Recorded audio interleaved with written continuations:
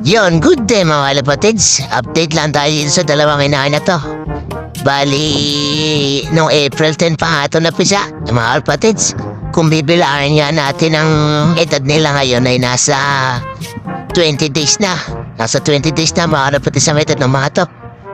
Bali, kaya ganyan na itsura nila ay nung bata nga sila, yung kapipisa pa lang mga 5 araw ay nagkaroon nga sila ng one-eye cold, nahawa nga sila. Dahil hindi nga natin napigilan yung paglaganap ng one-eye cold sa loop natin. Kaya ganyan nangyari sa nila. Mukhang naapektuhan nga ang kanilang paglaki, kaya yan. Tingnan mo mga itsura nila, haba ang leg, ang payat to. Mga haba ng leg, gara ng itsura, di ba?